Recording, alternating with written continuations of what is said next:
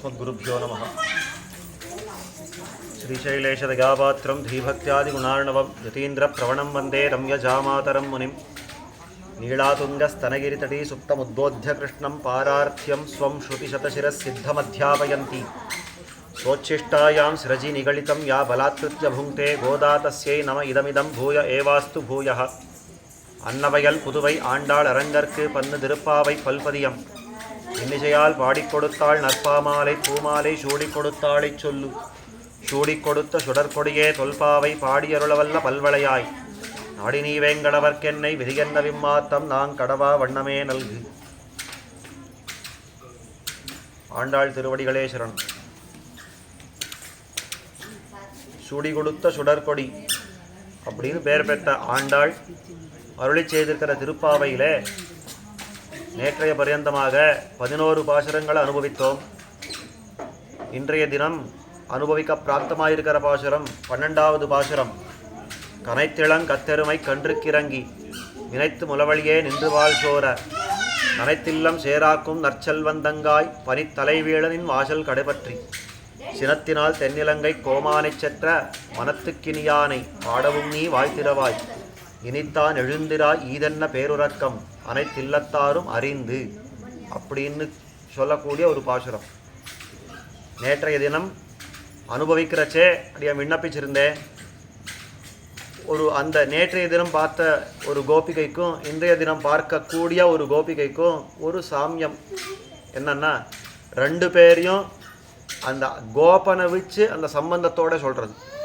நேற்றைக்கு ஒரு ஆயன் ஒரு இடையன், அந்த இடையனுடைய சம்பந்தத்தை கொண்டு கோவலர்த்தம் பொற்கொடியே குற்றம் ஒன்னில்லாத கோவலர்த்தம் பொற்கொடியே அப்படி நேற்றுக்கு அழைச்சா.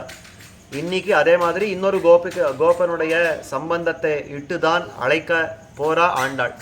அப்போ இந்த 2 கோபிகைகளுக்கும் இதுதான் சாமியமாக இருக்கிறது. ஆனால் நேற்றைய தினம் பார்த்த அந்த கோபனுக்கும் இன்றைய தினம் பார்க்கக்கூடிய ஒரு கோபனுக்கும் ஒரு வித்தியாசம் உண்டு. நேற்றைய தினம் அந்த கோபன் இருக்கிறானே, அவன் கர்மா, அதாவது அவனுடைய வர்ணாசிரம தர்மங்கள், அந்த கர்மங்களிலே ஊற்றமுடையவன் ஆனபடியாலே அவனுடைய எந்த காரியத்தையும் விட்டே வைக்க மாட்டானான். நேற்றைய தினம் பார்த்தோம், கறவை கணங்கள் பல கறந்து அப்படின்னு சொல்கிறச்சே, பசுமாடுகள் எத்தனை லட்சோபலட்சமாக இருந்தாலும் அது அத்தனையும் ஒத்தனா நின்று கறந்து அந்த பசுமாடுகள் எல்லாம் எப்படி பார்த்துக்கணுமோ அதுக்கு அந்த உபச்சாரங்கள் எல்லாம் எப்படி பண்ணணுமோ எல்லாம் பண்ணி எல்லாம் பண்ணக்கூடியவன். செத்தார் திரளிய சென்னு சிறை செய்யும்னு கிருஷ்ண விரோதிகளை எல்லாம் அவர்கள் இருந்த இடத்தையே போய் நிரசனம் பண்ணக்கூடிய சாமர்த்தியமுடையவன். அவனுடைய வர்ணாசிரம தர்மங்களை ஒரு இம்மியளவும் தப்பாம அனுஷ்டானம் பண்றவன் அப்படின்னு நேத்திக்கு பார்த்தோம். அதனால குத்தம் ஒன்னில்லாத கோவலர் தம் பொற்கொடி அப்படின்னு காட்டினான். அப்படி ஒரு குத்தமும் இல்லாத அந்த கோவலனுடைய பொற்கொடியா இருக்கிறவளே, அவனுடைய பெண் பிள்ளையே அப்படின்னு காட்டினான். இன்னைக்கு நம்ம பார்க்கக்கூடிய அந்த கோபாலனுக்கு இருக்கிறாரே, அந்த நேத்திக்கு பார்த்த கோபாலனுக்கு நேர் எதிராக இருக்கிறார். என்ன இருக்கிறார் எனக்கா, இவருக்கும் அதே தானே கடமைப்பட்டிருக்கிறார், இவரும் அதே தான் கடமைப்பட்டிருக்கார். அப்போ அந்த பசு மாட்டுகள் எல்லாம் கறக்கிறது, அதை அந்த அவருடைய வர்ணாசிரம தர்மங்கள் எல்லாம் பாலனம் பண்ணுறதுன்ற இந்த நியமங்கள் இவனுக்கும் சமானமாக இருக்க, ஆனால் என்ன நடக்கிறதுன்னா, இவன் அந்த மாதிரியான காரியங்கள் பார்க்க மாட்டாராம். இவன் அந்த பசுமாடு எருமை இதெல்லாம் கறக்கிறது, பால் கறக்கிறதெல்லாம் பண்ண மாட்டான். ஆனபடியாலே எப்படி இருக்கும் இந்த பசுமாடு இந்த எருமை இதெல்லாம் எப்படி இருக்கும், இவன் வீட்டில் இருக்கிற இந்த எருமையில் எப்படி இருக்கும்னா, அதை முதல்ல வர்ணிக்கிறா ஆண்டாள். கனைத்திளம் கத்தெருமை கண்ணுக்கிறங்கி நினைத்து முறைவழியே நின்னு பால் சோரா. கனைத்திளம் கத்தெருமை, கனைத்து அந்த எருமையெல்லாம் கனைக்கிறது, ஐயோ ஐயோ அப்படின்னு கதறதா. அது ஏன் அப்படின்னாக்கா, அது ஒரு முலை கடுப்பு. தனக்கு பால் கறக்கிறவா இல்லை அப்படின்னு நினைக்கிறச்சு அதுக்கு அவ்வளோ வேதனையாக இருக்கிறது அந்த எருமைக்கு. ஒரு பக்கத்தில் தன்னுடைய கண்ணுக்கு இறங்கி, அதாவது கட்டெருமை இளங்கத்தெருமை கண்ணுக்கு இறங்கி, இளங்கற்றெருமை அப்படின்றார். இந்த சின்ன கண்ணுக்குட்டி இருக்கிறதே அது எத்தனை சின்னதுன்னா, அதுக்காக கொஞ்சம் கூட இந்த மாதிரியா போகணும், இந்த மாதிரி அந்த தாய் எருமை கிட்ட இந்த மாதிரி பால் சாப்பிடணும் ஒன்றும் தெரியாத பருவத்தில் அது இருக்குது. இன்னும் இப்போ தான் பிறந்திருக்கு போல இருக்கிறது. அந்த மாதிரியான அந்த அந்த கண்ணை நினைச்சு நினைச்சு இது கதறதா. ஐயோ அந்த கண்ணுக்கு யார் பால் கொடுக்க போறா, எனக்கு கறக்கிறவா யாரும் இல்லைன்னா நான் எப்படி தான் பால் கொடுக்க போறேன் அப்படின்னு அது கஷ்டப்படுறதா. கனைத்து இளங்க தெருமை கண்ணுக்கு இறங்கி, அந்த கண்ணுக்கு இது இறங்கினா அதில் அதன் பேரில் அந்த கருணைப்பட்டு அப்படின்னு அர்த்தம். அந்த மாதிரி இந்த எருமை இருக்கிறதே தன்னுடைய கண்ணு பக்கத்தில் அவ்வளோ ஆசையாக இருக்கிறது. அந்த கண்ணு என்ன ஆறுதோ, நான் கொடுக்குற பால் சாப்பிடாம அது என்ன ஆறுதோ, அதுக்கு எப்படி பசியில் வயிறு வாடுறதோ அப்படின்னு கஷ்டப்பட்டுருக்கு இந்த எருமை. ஏன் அப்படின்னா இதுக்கு பால் கறக்கிறவா யாரும் இல்லை. கனைத்திளம் கத்தெருமை கண்ணுக்கிறங்கி, கடைசியில் அந்த எருமை பார்த்ததான் ஒன்றும் பண்ண முடியல. நினைத்து அந்த பசு மாடு, அதாவது அந்த அந்த கண் இருக்கிறதோ இல்லையோ, அந்த எருமையுடைய கண் இருக்கிறதோ இல்லையோ, அது இதன்கிட்ட பால் சாப்பிட்ற மாதிரி நினைச்சுன்றத. அது வந்தெல்லாம் வரலை, இது அந்த கண்ணு என் பக்கத்துல இருக்கு, அதுக்கு நான் பால் கொடுக்குறேன்னு நினைச்சதா. நினைத்து முலை வழியே நின்று பால் சோற, அந்த நினைச்ச மாத்திரத்திலேயே அந்த கண்ணுக்கு பால் கொடுக்குறேன்னு நினைச்சுண்டு அது பால் சுரக்க ஆரம்பிச்சுடுத்து. யாரும் கறக்கல இல்லை, நின்னபடிக்கே அது பால் சுரக்க ஆரம்பிச்சுடுத்து இந்த எருமை. எப்படி சுவாமி அந்த பால் சொரிய ஆரம்பிச்சதுன்னா நின்று பால் சோறான்றா. நின்றுன்னா என்ன, அதாவது ஏதோ ஒரு சொட்டு ஒரு கொஞ்சம் பால் வந்தது இல்லை, அந்த பால் எப்படி கொட்டித்துன்னா திருவேங்கடத்தில் அருவி கொட்டுற மாதிரி கொட்டித்து இந்த பால் அப்படின்றா. இது முன்னாடியே பார்த்துருக்குறோம், வாங்க குடம் நிறைக்கும் வள்ளல் பெரும் பசுக்கள் அப்படின்னு பார்த்துருக்குறோம். அந்த மாதிரி இந்த எருமை எப்படி இந்த பால் சுரக்கிறது அப்படின்னாக்கா திருவேங்கடத்தில் அருவி கொட்டுற மாதிரி கொட்டிருக்கு இந்த பால். தன்னுடைய கண்ணை நினைச்சு இந்த மாதிரி தான் பால் சொரியறது இந்த எருமை. இவ்வளோ எல்லாம் வர்ணனை. இந்த எருமை பால் சுரஞ்சா என்ன இல்லைன்னா என்ன, நமக்கு என்ன சுவாமி இதனால் என்ன, இந்த மாதிரி தன்னுடைய எருமைகளை விட்டு வச்சிருக்கா இந்த கோபாலகன். அதை சொல்ல வந்த ஆண்டாள். கத்து கறவை கடங்கள் பலகரந்து செத்தா, அதாவது கனைத்திளங்கத்தெருமை கண்ணுக்கிறங்கி நினைத்து முறை வழியே நின்று பால் சோரா. அந்த மாதிரி இந்த கோபாலன் விட்டு வச்சிருக்கானே. இப்போ பெரிய கேள்வி, இப்போ ஏற்பட்ட இந்த கோபாலகனை என்ன சொல்லலாம்? அவன் கெட்டவன், அவன் மதிகேடி, அவன் தன்னுடைய கடமை என்ன தப்பினவன், இப்படியெல்லாம் தான் சொல்லணும். ஆனால் ஆண்டாள் அப்படி சொல்லலை. இவனை என்ன சொல்கிறா அப்படின்னாக்கா, கண்ணுக்கு இறங்கி நினைத்து முலவழியை நின்று பால் சோர நனைத்தில்லம் சேரார்க்கும் நற்செல்வன் தங்காய் நற்செல்வன் அப்படின்னு பேபிச்சான். இந்த எருமை மாடெல்லாம் இருக்கிறது, இந்த எருமையெல்லாம் இருக்கிறதே, இதெல்லாம் இந்த பால் சுரஞ்சு என்ன நடக்கிறது அப்படின்னாக்கா, அந்த இடம் பூர்த்தி சேராக இருக்கிறதா. மண் தர, அதில் பாலாக கொட்டினா என்ன ஆகும், சேராக போயிடும். இந்த மாதிரி நனைத்து இல்லம் சேராக்கும், அந்த மொத்தம் அந்த கிரகமே பூர்த்தியாக சேராக ஆக்கி கொடுத்து இந்த எருமை. அந்த மாதிரி விட்டு வச்சிருக்கா அந்த கோபாலகன். ஆனால் அவனுக்கு எப்படி பேர் கொடுத்தா ஆண்டாள்னா நற்செல்வன். என்ன பெரிய ஒரு சம்பத்து, ஒரு ஐஸ்வர்யம் படைச்சவன் தெரியுமா இவன் அப்படின்றான். அவனை கொண்டாடுறான், நற்செல்வன்னு கொண்டாடுறான். உடனே கேட்டார் சுவாமி, இது நல்லா இருக்கே, எக்ஸாம் எழுதினவனுக்கும் 100 மார்க், எக்ஸாம் எழுதானவனுக்கும் 100 மார்க்குன்னு போட்டால் இது அப்போ எக்ஸாம் எதுக்கு அப்படின்னு கேட்டுடுறோமோ இல்லையோ. அந்த மாதிரி வர்ணாசிரமங்கள் ஆச்சரணம் பண்ணுறவனுக்கு அந்த குத்தம் ஒன்றும் இல்லாத கோவலன் அப்படின்னு பேர் கொடுத்தா, இந்த வர்ணாசிரமத்தையோட தர்மங்களை ஆச்சரணம் பண்ணாதவனுக்கு எப்படி நற்செல்வன்னு பேர் கொடுத்தா ஆண்டாள். என்ன தைரியம் அவளுக்கு அப்படின்னு கேட்டால் அதுக்கு தான் காட்டுறா. இந்த நற்செல்வன், இந்த செல்வம் இருக்கிறதே, இந்த செல்வம் எப்பேற்பட்டது அப்படின்னா கைங்கரிய செல்வம். இது சாமானியமான நம்மளுடைய ஊரில் நாம் தெரிஞ்சுட்டு இருக்கிற இந்த பணம் காசு, ஏதோ வீடு வாசல், இந்த வண்டி, இதெல்லாம் இல்லை. இந்த செல்வம், இங்கே சொல்லப்படுற செல்வமானது கைங்கரிய செல்வம். அதுக்கு தான் நம்ம ஆச்சாரியால் காட்டுறா. இந்த மாதிரி கைங்கரியத்தை செல்வமாக பெற்றவா யாரானோ உண்டோன்னா உண்டே. பேர்லேயே ஒருத்தர் இந்த செல்வத்தை வச்சு உட்காந்துருக்காரு. யாருன்னா லக்ஷ்மணஹா லக்ஷ்மி சம்பன்னஹா. ஸ்ரீராமாயணத்தில் ராமன், லக்ஷ்மணன், பரத சத்ருக்னர்கள் அப்படின்னு பார்க்குறோம் இல்லையா. அது கொஞ்சம் மாற்றி வச்சுக்கணும். அவள் பிறந்த கிரமம் வச்சுருந்தா ராமன், பரதன், லக்ஷ்மண சத்ருக்னர்கள் அப்படின்னு வச்சுக்கணும். எப்படி வேணாலும் இருக்கட்டும். இந்த 4 பேருடைய இந்த நாமம் இருக்கிறது, பேர் இருக்கிறது எப்படி வச்சார், இதெல்லாமே வசிஷ்ட பகவான் வச்சிருக்கிறது. அவர் எப்படி தான் பேர் வச்சார் அப்படின்னாக்கா, ரமயதி இதி ராமஹா. ராமன்னு பேர் எதுக்குனாலன்னா தன்னுடைய அழகாலே எல்லாரையும் ஆனந்திப்பிக்கிறவன், தன்னுடைய அழகை காட்டி எல்லாருக்கும் ஒரு ஆனந்தத்தை கொடுக்குறவன் ஆனபடியால் அவனுக்கு ராமன்னு பேர். சரி, பரதன் இருக்கிறானே, அவனுக்கு ஏன் பரதன்னு பேர்னா, வசிஷ்டர் முன்னாடியே அதை ஞான திருஷ்டியால் பார்த்துட்டார். இனிமே இவன் ராஜ்யத்தை பாரமாக சுமக்க போடுறவன், ஆசையோட சுமக்கிறது இல்லை, ஐயோ பாரமே அப்படின்னு சுமக்க போகிறான். 14 ஆண்டு இனிமேல் சுமக்க போற ஆனபடியாலே அந்த ராஜ்யத்தை பாரமாக வைக்கிறவனபடியாலே பரதன்னு பேர் வச்சுட்டான். சத்ருக்தன் அப்படின்னா என்ன? சத்ருக்களை கொன்றவன் அப்படின்னு அர்த்தம். கேட்டா மொத்தம் ராமாயணத்தை அலசி ஆராய்ஞ்சு பார்த்தால் ஒரே ஒரு லவணாசுரனை கொண்டிருக்காரே தவிர வேற யுத்தம் பண்ணார் கூட சரித்திரம் கிடையாது. அவருக்கு என்ன சுவாமி சத்ருக்னத்வம் அப்படின்னாக்கா ராம பக்தின்ற சத்ருவை கொன்னாராம். பரத பக்தி அதாவது பாகவதர்களுக்கு தான் அடிமையா இருந்தாராம். அப்பேற்பட்ட வைபவம் சத்ருக்னாழ்வானுக்கு. இந்த லக்ஷ்மணன் இருக்கிறார் இல்லையோ, இவருக்கு எப்படி லக்ஷ்மணன் பேர் வந்ததுன்னா லக்ஷ்மணஹா லக்ஷ்மி சம்பன்னஹா. லக்ஷ்மின்னா நமக்கு எல்லாம் தெரியும். அதாவது இந்த ஐஸ்வர்யம் செல்வம் இருக்கிறது அதுக்கு லக்ஷ்மின்னு பேரு. லக்ஷ்மி சம்பன்னஹா பெரிய ஐஸ்வர்யத்தை பெற்றவன். ஒரு தடவை சொன்னார் சுவாமி, ராமாயணத்தில் எந்த இடத்துல இருக்கிறது? எதானா ஒரு ராஜ்யத்தை ஆண்டார்னு இருக்கிறதா? ராஜ்யம் எல்லாம் விடுங்கோ, எதானா ஒரு கிராமத்தியான ஆண்டாரா? இல்லை இத்தனை வீடு வாசல்ல வச்சுட்டு இருந்தாரா? பொருள் எல்லாம் சேர்த்து வச்சுட்டு இருந்தாரா? எதனாலே இவருக்கு லக்ஷ்மி சம்பன்னு பேர்? எதனாலே இவ்வளோ செல்வம் அப்படின்னு பேர் அப்படின்னாக்கா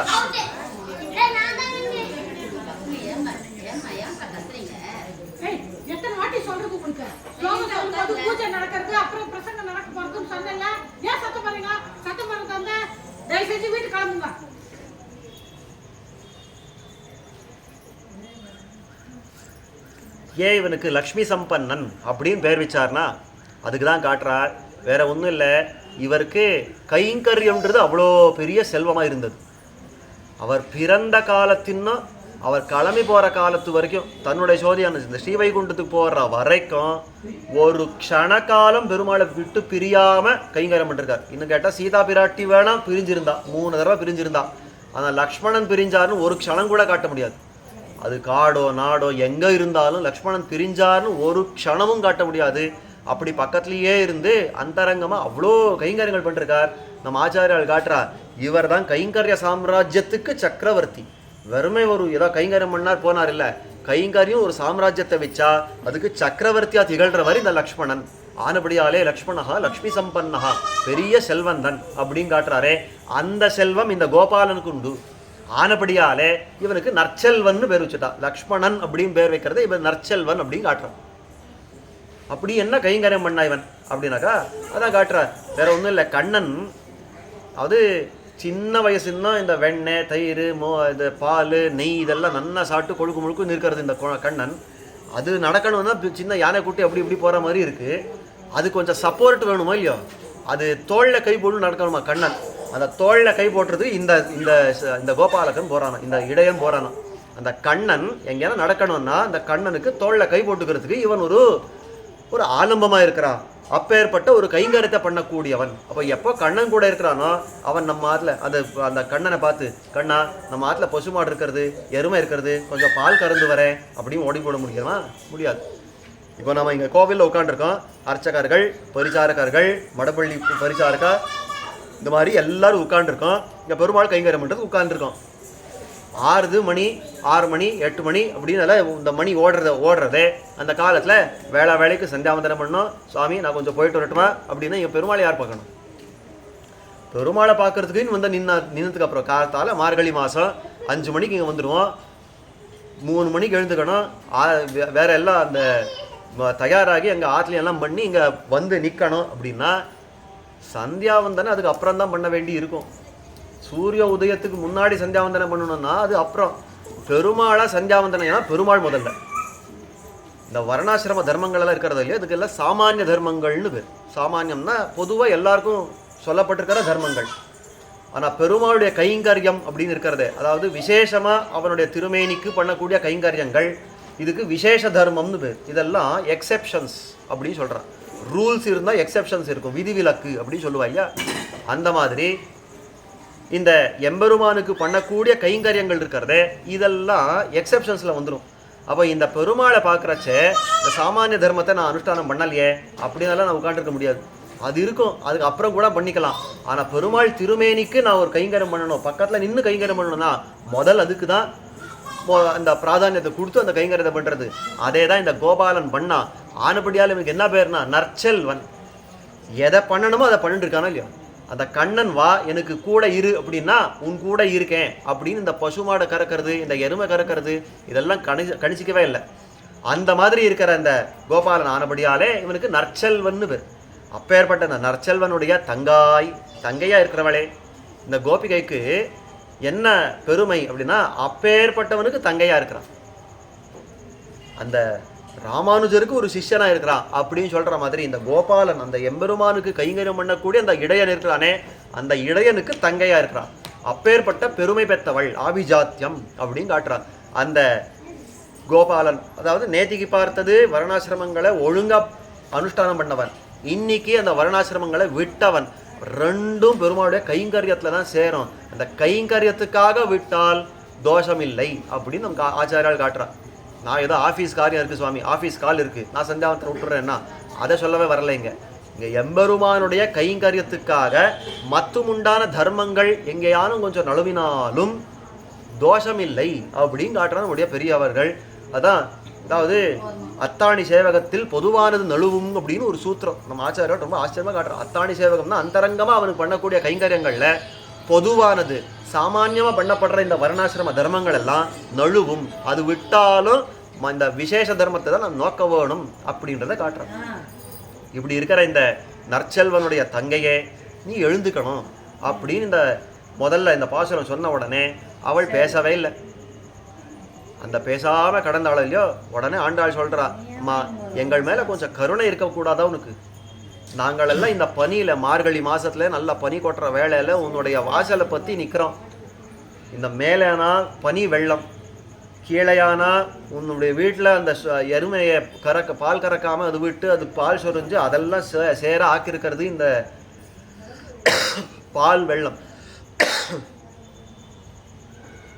மனசுலையானா தரிக்க முடியாது. அதாவது பாலாளி நீ கிடக்கும் பண்பேயான் கேட்டேயும் காலாளும் நெஞ்சழியும் கண் சுழலும் அப்படின்னு எம்பெருமானுடைய திவ்ய சேஷ்டிதங்களை நினைக்க நினைக்க மனசை உருக்க பண்ணுற எம்பெருமானுடைய குணங்கள் அவனுடைய திருமேனி மனசில் நிற்கிறது. மேலே பனி வெள்ளம், கீழே பால் வெள்ளம், மனசுக்குள்ளே மால் வெள்ளம், 3 வெள்ளங்களுக்குள்ளே 3 பிரவாகங்களுக்கு நடுவில் சிக்கின்னு இருக்கோமா? நம்ம எல்லாம் கொஞ்சம் கருணை வச்சு பார்க்கக்கூடாதா? வீடுக்குள்ளே விட்டுக்க கூடாதா? வாசலில் நிற்கிறோமே, கொஞ்சம் தாப்பால் திறக்க மாட்டியா? நின் வாசல் கடைபத்தி அதை சொல்கிற அனைத்தில்லம் சேரார்க்கும் நற்செல்வந்தங்காய் பனித்தலை வீழ நின் வாசல் கடைபத்தி. உன்னுடைய வீடு வாசலில் நிற்கிறோம், கொஞ்சம் வாசல் திறக்கக்கூடாதா அப்படின்னு கேட்ட உடனே அவள் இன்னமும் பேசல. அவள் அப்படியே கடக்கிறா. மௌனமாக தான் இருந்தாளா அந்த கோபிகை, ஒன்றுமே பேசலை. அதுக்கு தான் இந்த ஆண்டாள் ஒரு நிமிஷம் யோசனை பண்ணாளாம். எதனால நான் இவ்வளோ சொல்லியும் இவள் எழுந்துக்க மாட்டேன்றா, எதனால இவ்வளோ சொல்லியும் உணர மாட்டேன்றா அப்படின்னா அதுக்கு தான் யோசனை பண்ணாளா. இவளுக்கு ஒரு வேளை இத்தனை நேரம் கிருஷ்ண தத்துவத்தை கிருஷ்ண சரித்திரத்தை எல்லாம் சொன்னபடியாலே இவள் எழுந்துக்கலையோ அப்படின்னு யோசனை பண்ணாளாம். இங்கே என்ன ஒரு மர்மம் அப்படின்னா, ஆழ்வார்கள் எல்லாம் எம்பெருமானை விட்டு பிரிஞ்ச காலத்தில் யாரை நிறைய ஸ்தோத்திரம் பண்ணுவா அப்படின்னாக்கா ராமனை ஸ்தோத்திரம் பண்ணுவாளாம். ஏன் அப்படின்னாக்கா விட்டு பிரிஞ்ச காலத்தில் இந்த விஸ்லேஷத்தில், அதாவது பக்கத்தில் பெருமாள் இல்லை, அவனை விட்டு அந்த பிரிவு ஆற்றாமல் இருக்கிறதே அந்த காலம், அந்த பீடிக்கிற காலத்தில் கிருஷ்ணனுடைய பேர் சொன்னால் உயிர் போயிடுமா. ரொம்ப ஆச்சரியமாக காட்டுறா. கிருஷ்ணனுடைய பேர் இருக்கிறதே, நாமம் இருக்கிறதே, அது உயிரை எடுத்துடுறது. ஏன்னா உயிர் ஊட்ட வல்லது எது அப்படின்னாக்கா ராமனுடைய திருநாமம் தான் உயிரை ஊட்டுறது. மிருத சஞ்சீவனம் ராமநாம அப்படின்னு காட்டுறா. இந்த மிருத சஞ்சீவனமான ராமனுடைய திருநாமங்கள்.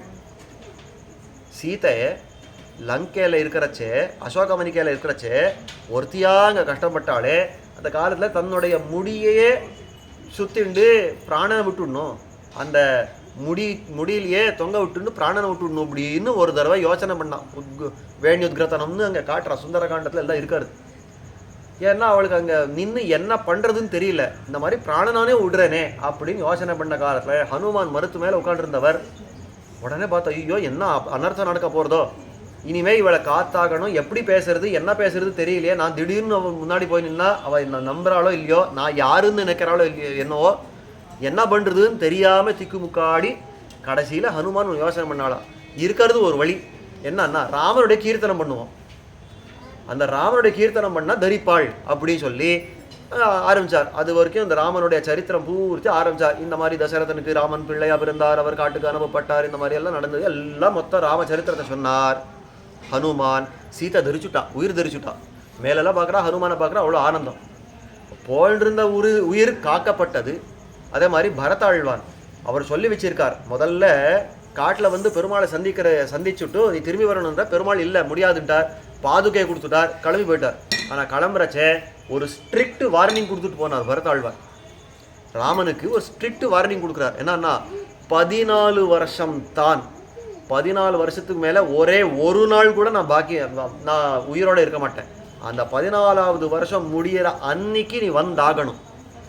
வரலை நான் கணக்கு வச்சுட்டு இருப்பேன், வரலைன்னா அடுத்த நாள் அப்படின்னா போது விடியறதுக்குள்ள நான் தீ குடிச்சுடுறேன் அப்படின்னு ஸ்ட்ரிக்ட் வார்னிங் வச்சிருந்தார். பெருமாளுக்கு அதுதான். அதனால இந்த லங்கையில கிளம்புறச்சே இந்த புஷ்பக விமானம் வேணும் அப்படின்னு உடனே கிளம்புறேன். இன்னைக்கு ராத்திரிக்குள்ள நான் அங்கே இருந்தாகணும், இல்லைன்னா பரதாழ்வான் தாங்க மாட்டார் அப்படின்னு எல்லாம் கஷ்டப்பட்டு ஓடி வர. ஆனால் பரத்வாஜர் பிடிச்சி நிறுத்திட்டார் ராமனை. இன்னைக்கு விருந்து இங்கே கொண்டு தான் நீ கிளம்பணும் அப்படின்னு. அதனால ஹனுமான் அனுப்புகிறார் ராமன். அப்பா நான் நாளைக்கு வர வேண்டி இருக்கிறது, ஆனால் அந்த பரதாழ்வான் குழந்தை என்ன பண்ணுறதோ தெரியலையே, ஓடு, அந்த பரதாழ்வான் நான் வந்துட்டு இருக்கேன்னு சொல்லு, அந்த அனர்த்தங்களை தான் பட வேண்டாம் சொல்லு அப்படின்னு சொன்ன உடனே ஹனுமான் ஓடுறார். அங்கே ஓடுறச்சே நல்ல வேலை, அப்போதான் அந்த சிதையெல்லாம் மூட்டி அதுக்குள்ளே குதிக்கணும்னு ஆரம்பிக்கிறார். அந்த காலத்தில் ராமன் அங்கே அந்த பெருமாளுடைய ஸ்மரணத்தை பண்ணிட்டே அந்த சரித்திரத்தை சொல்லிட்டே வந்தாராம். இந்த மாதிரி பெருமாள் இப்படி இருக்கார், இந்த மாதிரி வானரர்கள் எல்லாம் கூட்டி கொண்டு அந்த லங்கையை போய் அவர் ஜெயசாலியாக வந்திருக்காருன்னு பூர்த்தி சரித்திரத்தை சொன்னார். இல்லாமல் மேலே பார்த்தா ஹனுமான் அங்கே தான் ரொம்ப அற்புதமாக அந்த ராமனோட அவர் சேர்ந்தார். ஹனுமான் மிலா, அதான் அவர் பரத் மிலாப் அப்படின்னு இன்றைக்கும் அந்த அதாவது அந்த நந்தி கிராம் பக்கத்தில் எல்லாம் போனால் ரொம்ப ஆச்சரியமான இடங்கள் இதெல்லாம். இந்த பரத் மிலாப் அப்படின்னு இருக்கிற அந்த பரதனும் இந்த ஹனுமானும் சந்தித்த இடம் அப்படின்னு. அவன் இந்த மாதிரி எல்லாம் சொல்கிறச்சே இவர்களுக்கெல்லாம் போகிற உயிரை காத்து கொடுத்துருக்கிறது என்னன்னா ராமனுடைய நாமம். விஸ்லேஷத்தில் கொஞ்சம் ஒட்டின்னு இருக்கிற உயிரும் எடுத்துடுறது எதுன்னா கிருஷ்ணநாமம். ஆழ்வார் சொல்கிறார், கண்ணன் நாமமே குளறி கொன்னீர். அவர் தன்னுடைய கிளிக்கு சொல்லி வச்சிருக்காராம், கிளியே நான் கண்ணன் கூட இருக்கிறச்சே கண்ணன் கிருஷ்ணா கிருஷ்ணான்னு என்ன வேணாலும் நீ நல்லா ஜபம் பண்ணு, ஆனால் நான் பெருமாள் பக்கத்தில் இல்லை, நான் ஒருத்தியாக இருந்து வாடுறேன் அப்படின்னு அதெல்லாம் இருந்தால் தயவுசெய்து ராம ராம ராமா சொல்லுவிட்டான் அப்படின்னு சொன்னாலும் இந்த நாய்க்கு. கிளி பார்த்தது, ஓ நான் நன்னா தெரிஞ்சுவிட்டேன் அப்படின்னு விடுச்சு. சரி நல்லா தெரிஞ்சுட்டுருக்குன்னு விட்டா. அடுத்தது இந்த விஸ்லேஷம் வந்தது, ஐயோ அப்படின்னு வாடுறான் இந்த நாய்க்கு, அவ்வளோ கஷ்டப்படுற காலத்தில் கிளியே பெருமாளுடைய நாமத்தை சொல்லு அப்படின்னோட கிருஷ்ணா நித்து போச்சு உயிர். ஆழ்வார் சொல்கிறா, என் உயிரே போச்சு போ, உன்னை நம்பி நான் சொல்லி கொடுத்தேனே, கண்ணன் நாமமே குளறி கொன்னீர். அதே மாதிரி இந்த உன்னுடைய வாயில இந்த இன்னடிசில் வைப்பாறை நாடாய் அப்படின்னு அழகில் இன்னடிசில் வைப்பாறை நாடாய் அப்படி ஆழ்வார் பாசுறோம். அங்கே என்ன சொல்கிறான்னா, இத்தனை நாளும் நான் பெருமாளை விட்டு பிரிஞ்சா கிருஷ்ணநாமத்தை சொல்லாதேன்னு சொல்லி கொடுத்தேன், ஆனாலும் பார்த்து நான் தனிமேலே இருக்கிறச்ச கிருஷ்ணான்னு சொல்லி என் உயிரை வாங்குற பார்த்தியா, இனிமேல் நானே உயிர் விட்டதுக்கப்புறம் உன்னை பார்த்துக்கிறதுக்கு யார் இருக்கா, உனக்கு யாரான சாப்பாடு போடுறவாளை இருந்தால் பார்த்துக்கப்போ அப்படின்ட்டா அந்த கிளியை. அந்த மாதிரி கிருஷ்ணனுடைய பேர் இருக்கிறதே இது தரிச்சிருக்க உயிர் கலப்புறது. ஏன் சுவாமின்னா அந்த கண்ணனுக்கு அந்த தீம்பு உண்டு.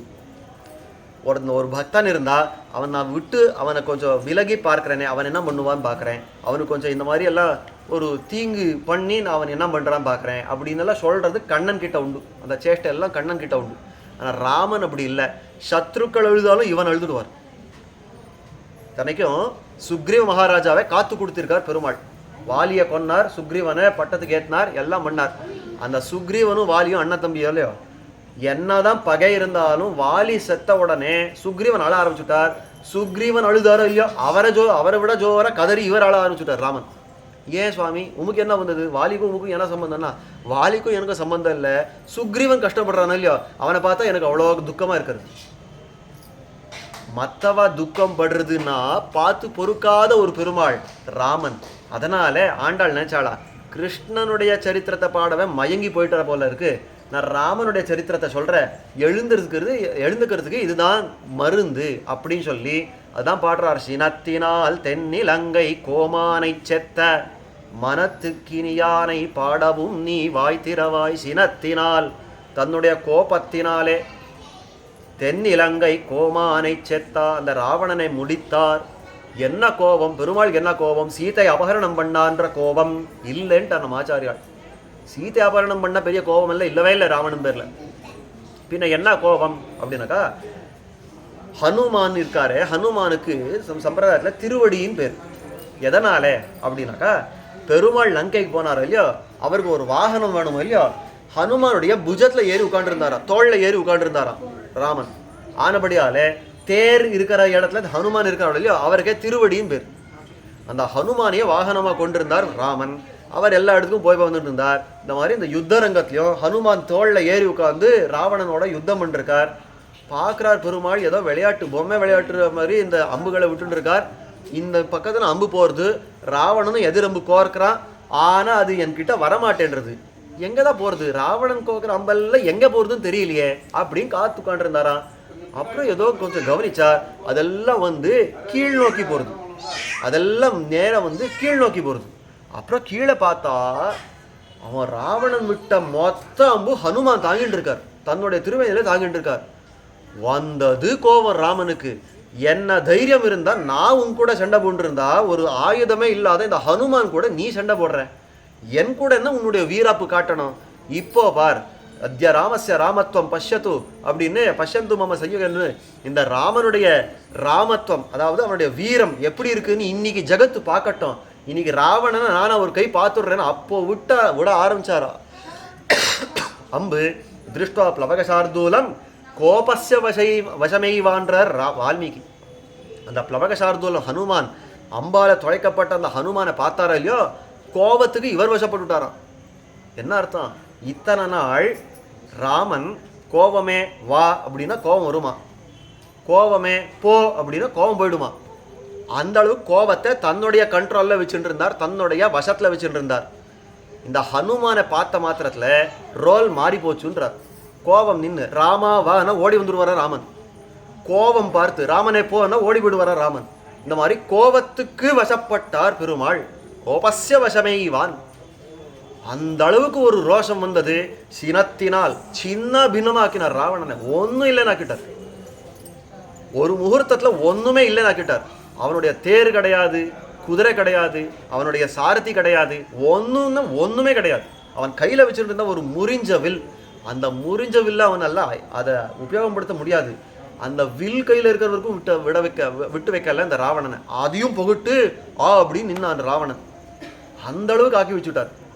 எதனால்? என்ன? சினத்தினால். அந்த கோபம் பாகவதர்கள் இடத்துல அபச்சாரம் பட்டால், பக்தர்கள் இடத்துல அபச்சாரம் பட்டா பெருமாளுக்கு பொறுக்கவே முடியாது. தன் பக்கத்தில் என்ன பண்ணாலும் பொறுப்பார், பக்தர்கள் பக்கத்தில் பட்டா மட்டும் பொறுக்கவே மாட்டார் பெருமாளுக்கு. அதை காட்டுறார். சினத்தினால் தென்னிலங்கை கோமானை செத்த மனத்துக்கினியான்.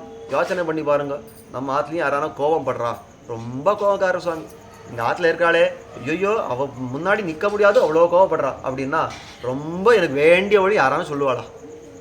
இவருக்காரே என்னுடைய நண்பன், கோபமே வடிவெடுத்தவர், இவருக்கு ரொம்ப வேண்டியவர், எனக்கு ரொம்ப பிரியமானவர், யாரும் சொல்லுவாளா? சி கோபமே பண்ணிருக்காரு, விட்டா போரும் இருக்குது இப்படின்னு ஆடுறதோ இல்லையோ. ஆனால் ஆண்டாள் என்ன சொல்கிறா? சினத்தினால் அந்த லங்கைக்கு அரசனான அந்த ராவணனை செத்த இந்த எம்பெருமான் இருக்கானே, அவன் எப்படி இருக்கான்னா மனத்துக்கினியான், எனக்கு ரொம்ப மனசுக்கு பிடிச்சவனாக இருக்கிறான். ஏன்னா இந்த பக்தர்களுக்காக தானே அந்த காரியத்தை கொன்னான். அந்த ராவணன் எதனால் கொன்னான்னா பக்தர்களுக்காக தான், ஒரு சீத்தைக்காக தானே ஒரு ராவணனை கொன்னான். அப்போ ஒரு பெண்ணை எப்படி பார்க்கணும், அந்த பெண்ணை எப்படி கூட வச்சு பார்க்கணுன்றத ராமன் கிட்டனா பார்த்து கற்றுக்கணும். மனத்துக்கினியானை பாடவும், அந்த எம்பெருமானை பாடுற அப்படியே ராமனுடைய கீர்த்தனை பாடியும் வாய் திறவாய், நீ திறக்கிறதே இல்லையா, வாயே திறக்க மாட்டேன்றியே, உனக்கு என்ன வந்திருக்கு கேட்குறான். கிருஷ்ணனுடைய சரித்திரம் சொல்றச்சியான நீ மயக்கமாக விழுந்தா பரவாயில்ல, ராமனுடைய சரித்திரமானு சொல்ற, அதுக்கான நீ ஒரு பதில் குரல் கொடுக்க வேண்டாமா? மனத்துக்கினியானை பாடவும் நீ வாய் திறவாய், இனித்தான் எழுந்திராய், இனிமேலான எழுந்துரு. கெஞ்சர ஆண்டாள், இனிமேலான எழுந்துரு. என்ன இப்போ இனிமேலானு என்ன அர்த்தம்னா ரொம்ப ஆச்சரியமாக காட்டுறார். கஜேந்திர ஆழ்வான், இந்த கஜேந்திர ஒரு யானை இருந்ததே, அது முதலே வாயில கால் கொடுத்துட்டு கடைசியில் ஒரு 1000 வருஷம் சண்டை போட்டு அதெல்லாம் ஒன்றும் பண்ண முடியலன்றச்சே தும்பிக்கை மேலே தூக்கித்து ஆதி மூலமேன்னு கத்தித்து நாராயணாவோ மணிவண்ணா நாகணையாய் வாராயன் நாரிடர நீக்காய் வா நாராயணனே ஆதி மூலமே வந்து என்னை ரட்சிக்கணும் அப்படின்னு கேட்ட கூட்ட குரலுக்கு கேட்ட உடனே என்ன நடந்தது அப்படின்னா பெருமாள் ஸ்ரீவைகுண்டத்தினா கிளம்பினார். கிளம்புறச்சே அவருக்கு ஒரு புறப்பாடு அப்படின்றச்சே அவருக்கு அலங்காரங்களாம் பண்ணணும், அவர் வேண்டிய ஒரு பாதுகைகளெல்லாம் சமர்ப்பிக்கணும், அவர் வேண்டிய இந்த மல்லரி எல்லாம் பாடணும், அவர் அப்புறம் கிளம்பணும். இந்த மாதிரியெல்லாம் ஒரு புரோட்டோக்கால் அப்படின்னு ஒன்று இருக்கோ இல்லையா. ஒரு இந்த கோவிலுக்கே இந்த புரோட்டோக்கால்னா ஒரு ஸ்ரீவைகுண்டத்தில் பெருமாள் கிளம்புறச்சே எப்படி இருக்கும்.